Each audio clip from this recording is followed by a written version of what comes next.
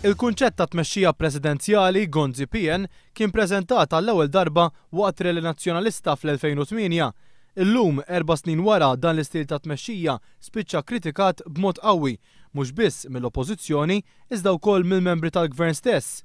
Opinjonisti politiċi jispjegaw id-direzzjoni diżastruża li ħal kunċett Gonzi PN matul is-snin. L-opinjonista Xavier Balzan jgħid li l-falliment ta' Gonzi PN l-aktar li ġej huwa mill-fatt li darba wara l-oħra il-Prim Ministru ta' madwaru ma indirizzawx il-kritika interna li kienet qed issirilhom. Issa il-kritika li għandhom qudiemhom din id-darba impossibbli jaħbuha.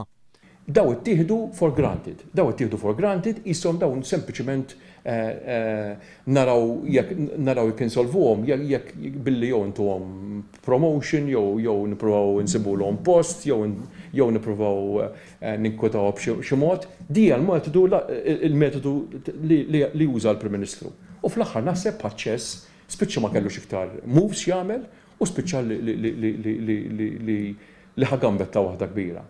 Salvu Balzan jgħid ukoll li s-suppost politika ġdida li Lawrence Gonzi wieħed fil-kampanja elettorali li għaddiet baqgħet ma waslet qatt, fejn kollox baqa' jiġi mmexxi mill-istess grupp ristrett ta' nies. Deret ukoll djufija sa mill-bidu bħal meta Lawrence Gonzi minflok iffaċċja lil Jesmine Mulliet qallu li mhux ser jibqa' Ministru permezz ta' SMS.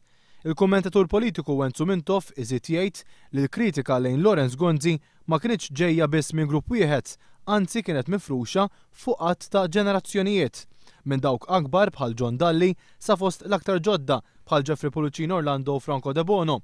U wkoll jirreferi għan nuqqasijiet fit-tmexxija personali tal-Prim Ministru. Nuqqas ta' kwalitajiet tajbin fil-leadership li ma kienx inklusiv u fl-istess ħin kellek dawn il-problemi li Gonzi ma kienx kapaċi jikmanda rispett minn ta' taħtu sal-punt li kellu kważi jinnegozja il-maġġoranza tiegħu fuq il-programm leġislattiv f'dawk l-aspetti l-iktar importanti minn ngħidu mhux minn ġurnata l ġurnata imma minn xahar għal xahar